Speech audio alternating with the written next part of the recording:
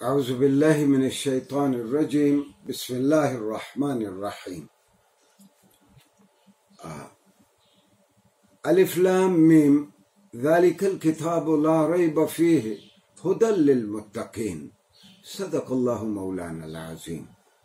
الف لام میم یہ وہ کتاب ہے کہ جس میں کوئی شک نہیں اور یہ صاحب تقوی لوگوں کے لیے یہ ہدایت ہے، یہ تقوی اختیار کرنے والوں کے لیے یہ ہدایت ہے۔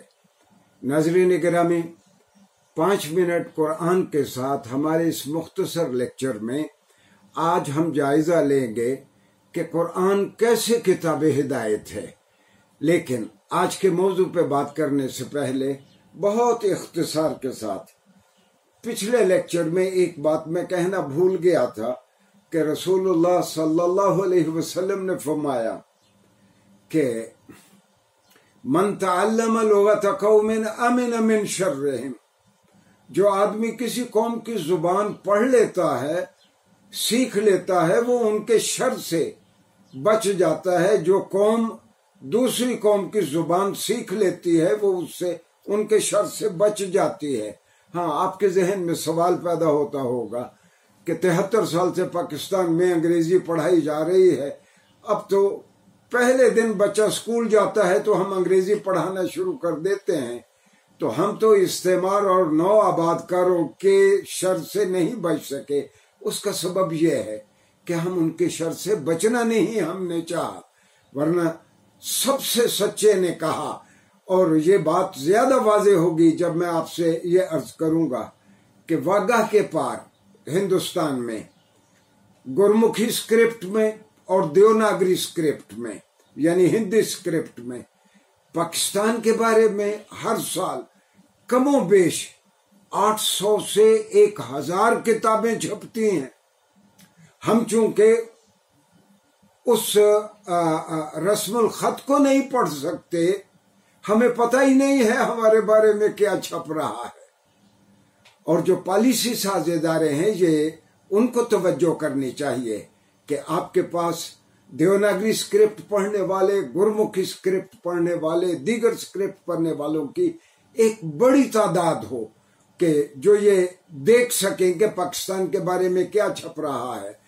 میں اس کی ایک اور مثال دوں گا جو اس بات کو بہت واضح کرے گی کہ اسرائیل چھوٹا سا ملک ہے، اس تل ابیب میں ایک یونیورسٹی ہے، تل ابیب جو ان کا سابق کیپٹل ہے، دارالحکومت ہے۔ تل ابیب یونیورسٹی کا سب سے مضبوط ڈپارٹمنٹ آف عربک ہے۔ چونکہ یہودی کروڑوں اربوں میں، مسلمان عربوں میں گھرے ہوئے ہیں، پورے عرب میں کہیں کوئی لفظ چھپتا ہے وہ پہلے اس کا انالیسس کرتے ہیں کہ ہم نے اس کا توڑ کیا کرنا ہے۔ اب آ جائیں آج کے موضوع پہ کہ یہ کتاب اللہ، کتاب ہدایت کیسے ہے۔ اس کو ایک مثال کے ذریعے واضح کروں گا۔ میں بخاری شریف سے نقل کر رہا ہوں کہ سیدنا عمر ابن الخطاب رضی اللہ عنہ نے حضرت ابی ابن کعب جلیل القدر صحابی اور قرآن کے بہت بڑے عالم تھے، تو حضرت عمر ابن الخطاب امیر المومنین رضی اللہ عنہ ابی رضی اللہ عنہ سے پوچھتے ہیں تقوی کیا ہے؟ تو حضرت ابی نے کہا، اے عمر رضی اللہ عنہ، کیا آپ کبھی جنگل سے گزرے ہیں، خاردار جھاڑیوں میں سے گزرے ہیں؟ آپ کیسے گزرتے ہیں؟ سیدنا عمر نے فرمایا کہ میں اس طرح اپنے کپڑے سمیٹ کے کانٹوں سے بچتا ہوا، جھاڑیوں سے بچتا ہوا میں گزر جاتا ہوں۔ تو ابی ابن کعب رضی اللہ عنہ کہنے لگے اسی کو تقوی کہتے ہیں۔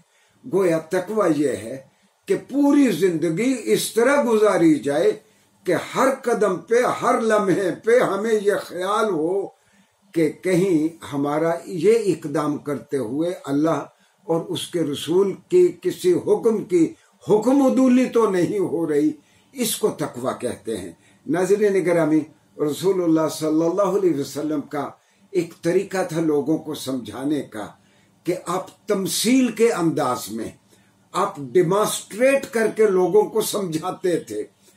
تو صحابہ فرماتے ہیں کہ ایک مرتبہ رسول اللہ صلی اللہ علیہ وسلم ہمارے درمیان بیٹھے ہیں، آپ کے ہاتھ میں ایک چھڑی ہے، آپ نے اس چھڑی کے ذریعے زمین پہ ایک لمبی لکیر، سیدھی لکیر کھینچی، اور پھر اس سیدھی لکیر کے دونوں طرف آپ نے آڑی ترچھی ٹیڑھی ٹیڑھی لکیریں کھینچی، اور پھر سیدھی لکیر کی جانب آپ نے اشارہ کر کے کہا ھذا صراطی مستقیمہ۔